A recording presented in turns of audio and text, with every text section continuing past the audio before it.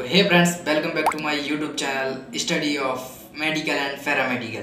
तो आज का टॉपिक आप थंबनेल देखकर समझ ही गए होंगे कि आज का हमारा टॉपिक क्या है।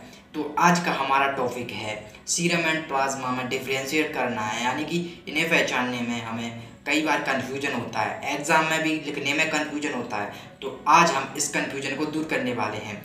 चलिए देखते हैं प्लाज्मा और सीरम में डिफ्रेंशिएट करते हैं। पहला है anticoagulant is present in plasma, यानी कि जो एंटीकोगुलेंट होता है वो प्लाज्मा में प्रेजेंट होता है। जैसे कि आपको दिखाया जा रहा है, ये जो बाइलें हैं इनमें एंटीकोगुलेंट प्रेजेंट होता है। अगर इनमें सैंपल लेंगे और उसके बाद हम सेंट्रीफ्यूज करेंगे तो हमें प्लाज्मा प्राप्त होगा।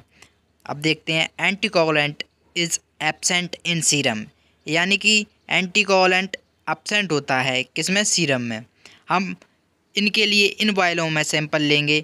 जैसे ही इन वायलों में सैंपल लेंगे कुछ टाइम बाद वह ब्लड क्लॉट हो जाएगा, उसके बाद सेंट्रीफ्यूज करेंगे तो हमें सीरम प्राप्त होगा। सेकंड है clotting factor and fibrinogen is present in plasma, यानी कि जो क्लॉटिंग फैक्टर यानी जमने का फैक्टर होता है या जो ब्लड को जमा देता है वो फैक्टर प्लाज्मा में प्रेजेंट होते हैं और फाइब्रोजन भी प्रेजेंट होता है। तो चलिए सेकंड देखते हैं सीरम में।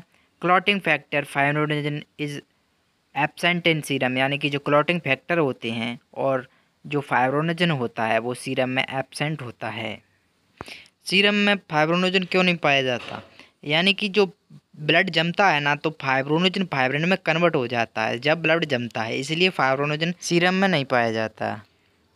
थर्ड देखते हैं plasma is equal to serum plus clotting factor, यानी कि अगर कोई इसका फार्मूला पूछ ले, प्लाज्मा का फार्मूला क्या है, या कोई एग्ज़ाम में पूछ ले, ये एक खाली जगह छोड़ दे, क्लॉटिंग की जगह छोड़ दे या फिर सीरम की जगह छोड़ दे, तो उस पर आप क्या फिल करेंगे। इसके लिए आप करेंगे plasma is equal to serum plus clotting factor, यानी कि प्लाज्मा में सीरम और क्लॉटिंग फैक्टर दोनों का योग हो तो क्या बन जाएगा, आपका प्लाज्मा बन जाएगा।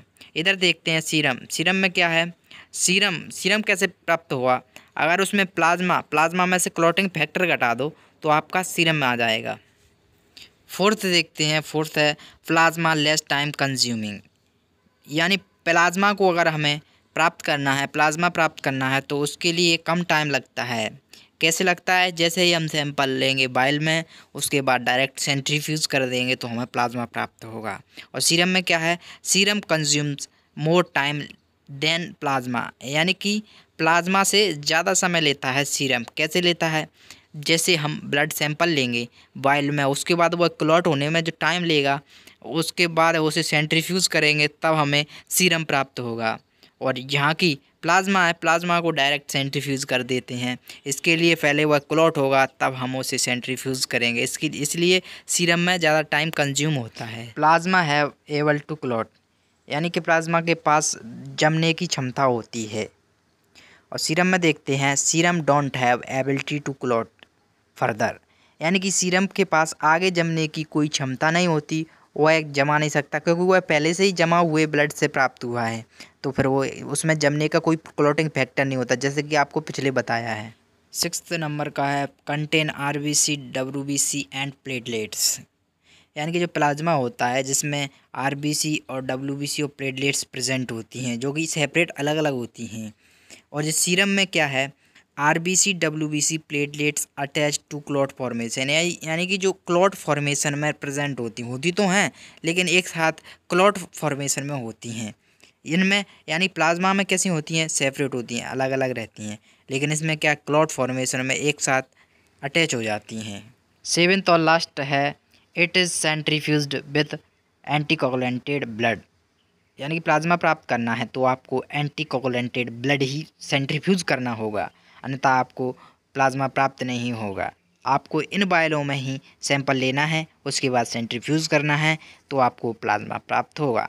और सीरम में देखते हैं it is centrifuged with clotting blood, यानी कि आप एंटीकोगुलेंट ब्लड बाइल में ब्लड लोगे और सेंट्रीफ्यूज करोगे तो आपको सीरम प्राप्त नहीं होगा, आपको प्लाज्मा प्राप्त होगा।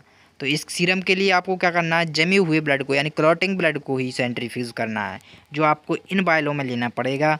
उसके बाद सेंट्रीफ्यूज करोगे तो आपको सीरम प्राप्त हो जाएगा। आशा करता हूँ कि यह वीडियो आपके लिए बहुत इन्फॉर्मेटिव रहा है। अगर आपके लिए यह वीडियो इन्फॉर्मेटिव रहा है, आपको वीडियो समझ में आ गया है, हिंदी प्लस इंग्लिश समझाया है, तो आप इस वीडियो को लाइक कर दीजिए और अपने दोस्तों में शेयर कर दीजिए। अगर आपने हमारी ब्लड वाली वीडियो नहीं देखी है जिसमें हमने पूरे ब्लड को समझाया है हिंदी प्लस इंग्लिश में, तो आप इस वीडियो को हमारे डिस्क्रिप्शन में दी हुई लिंक से देख सकते हैं।